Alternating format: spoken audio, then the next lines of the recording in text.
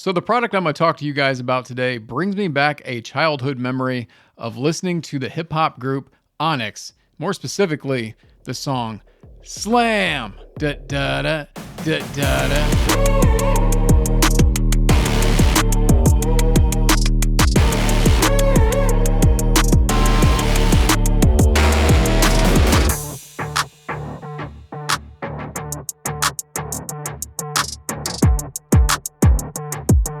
What's cracking, everyone? My name is Ryan, and today we're going to be taking a look at the Kiwiears Forteza.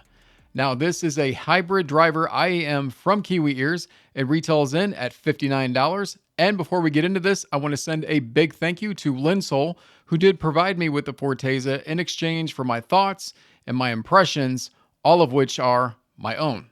So the hybrid driver of the Forteza actually consists of 2 dynamic drivers and 1 BA driver. Now, they come together for 32 ohms of impedance and 103 dB per milliwatt of sensitivity, so this is going to be very easy to drive.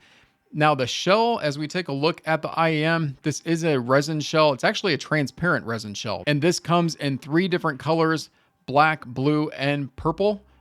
This particular one is blue. All 3 colors are going to have an accent color to them.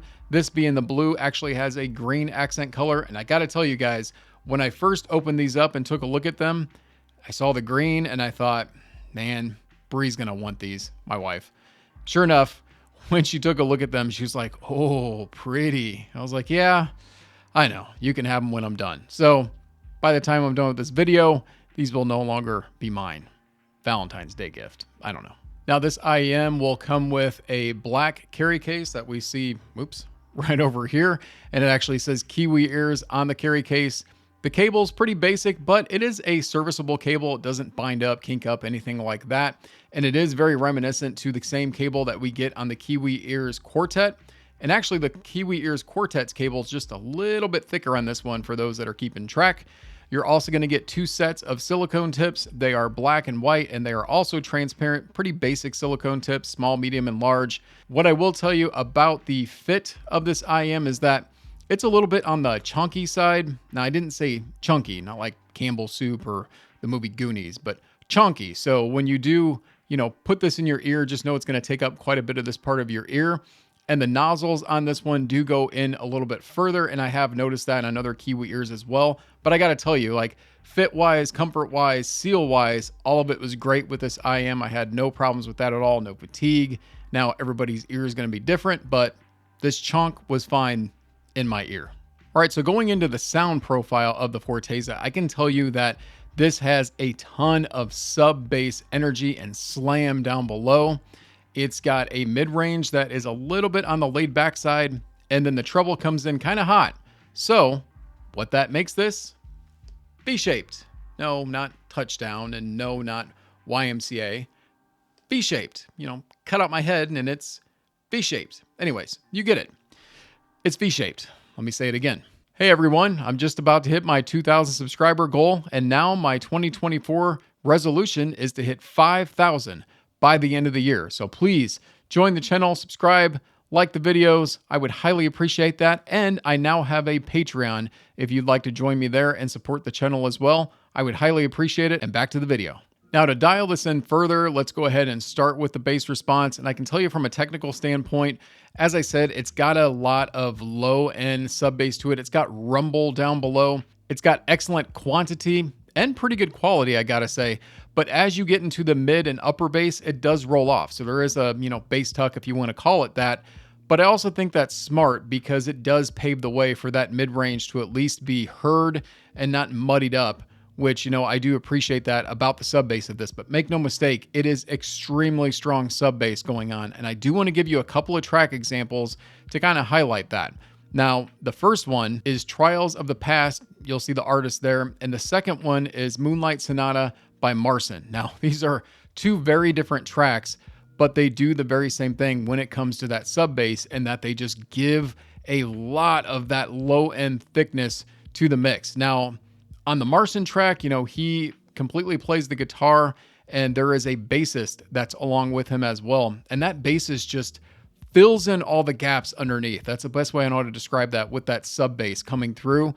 it's kind of like if you're, eating a piece of bread or something, it's got that extra bit of doughiness to it that's going to give you that extra bit of thickness, and doesn't make it so dense, makes it full and, engaging, I would say. Now, where this also fits really well, I think, is movie scores and, movies in general and things. It's going to give it that rumble so that you get some excitement and some engagement down below. So you might be thinking, it's going to overpower.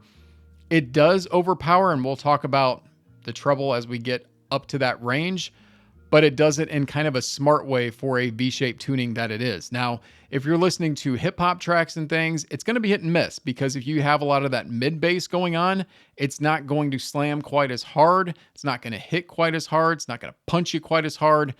You get what I'm saying? It's going to be hit and miss with that, but I got to tell you, that sub bass is super strong. Bass heads, you're going to dig the sound of the sub bass on this IM. So the mid-range must be pretty lacking, right? Well, I got to tell you, it is and it isn't, because what I've noticed with this is the mid-range, from a technical standpoint, doesn't do a great job of separation and giving you a lot of information in the mid-range when you get a lot of busy instruments going on, but it still has some punchiness to it. It still has some fullness to it, not a ton of resolution. We're talking about a $59 IM, by the way, so cut it some slack there. But it paves the way enough to where that sub bass doesn't overpower it, and you do get instruments, and you do, get good, or at least decent vocals there, because there is a proper amount of ear gain as we get into the upper mid range. Now, one instrument in general, though, I can tell you I'm not pleased with is pianos, and something about just the way they hit on the keys, it's a little bit limp or a little bit just kind of dead sounding on pianos at times. So I wasn't super impressed with that.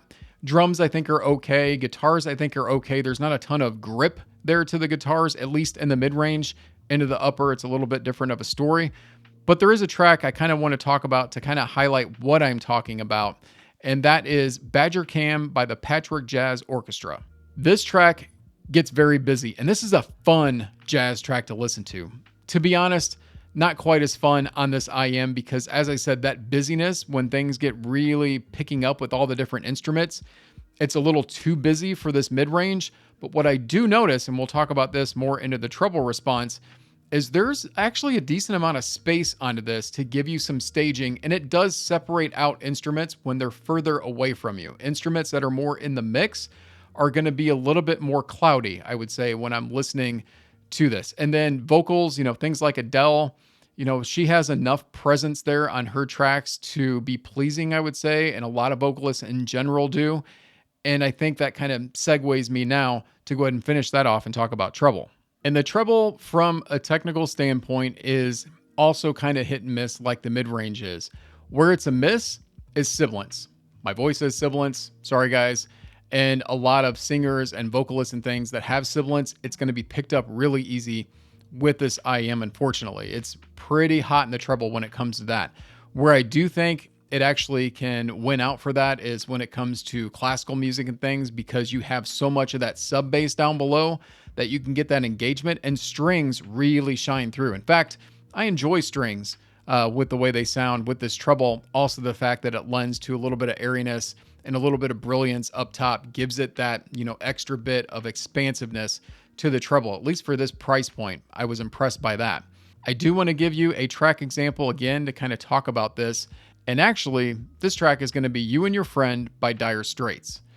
Now, this is a bluesy type track, but I highlighted this one because guitars on the upper registry, I think, sound really good with how this treble response is. There is really precise plucks to strings, and you can feel, the fingers or the pick on the strings really well. And that's kind of where it lends to string instruments from a classical standpoint and things too. And that's where I really think this treble response kind of wins out, because it balances out that really deep sub bass that you get. So if there's tracks that you have both of that going on, it becomes an engaging listen for the most part when you ask me, if you're asking me, which you're asking me, right? Right. Okay. Now, I do think if you are sticking to just vocalists or, more of a cappella music or things like that, where there's just not a lot of sub bass, that's where that brightness can really shine through more and really kind of put an exclamation point on it. You know, when I'm listening to hip hop and things on this, even though a lot of lyricists are going to spit sibilants at you quite a bit with this IEM, it's okay. It doesn't necessarily bother me a ton because I get that fun low end slam coming through as I'm hearing that sibilants, and I can hear the lyrics pretty well when it comes to that as well. As I said, it has good stage as far as going out this way. You know, I've definitely heard instruments and things kind of be a little bit further out than other IEMs, and in this price point, I'm pretty impressed by that, to be honest. Not so much forwardness, but side to side, I think is really good, and imaging was good. I gamed with this, and I thought this did perfectly fine. Now, the last thing I want to do is I want to do a comparison with a few different IEMs from different price points in case this is on your list, and these other ones might be as well. All right, so these comparisons are going to be pretty quick, but to give you a general idea, the first one I compared this to was actually the Salnotes Zero. So, you know, that's less than half the price of this IEM, but I think it's relevant because the difference you're going to get with this compared to the Salnotes Zero, the Zero is more of a neutral tuning. Now I'm talking about the OG Zero, not the new one that just came out. I'll be doing that one soon here. But that is more of a neutral tuning. It still has a good amount of, you know, sub-bass energy to it, I would say, but it doesn't overpower by any means. It's got decent mid-range. It can get a little bright sometimes, but not like this. And I just think overall it's balanced really well for the price that it's coming in at. Now, taking a step up further from there, I looked at the Simgot EW200. Now, this one doesn't have a ton of that sub-bass energy. It's got decent extension there, but this one's very much a mid to upper mid into treble focused IEM. So if you're more of a person with more energetic type music, you want vocalists, you want a lot of classical and things like that, I think the EW200 fits, but it is bright, and you can tell that brightness even more so than the Forteza just because there's not that underneath kind of mellowing it out a little bit, so to speak. So just note that about the EW200, but that's still, you know, an excellent IEM for what it's coming in at.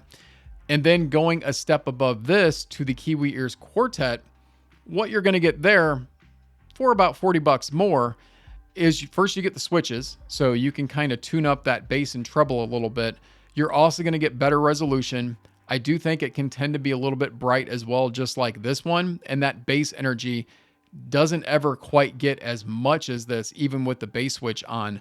But again, you do get the switches, so you are going to get a little different of a flavor there. And I do think it's worth stepping up to if you don't mind losing out a little bit on the sub bass. And so that's how I'm going to kind of wrap this one up and tell you guys that if you like V-shaped tuning, if you love bass, especially in the sub bass region, this one is for you. I don't think that spiciness and that hotness in the treble is really going to just make you go and throw the IM out the window or anything. If you get along with that sub bass, okay. But you know, if that's something you're super sensitive to, yeah, I mean, I would probably steer clear of this and try something else. But this one was a lot of fun, and I'll be giving it to Bree when I'm done with this video. So hopefully it's a lot of fun for her as well. All right, guys, I thank you all for watching, and I will see you in the next one.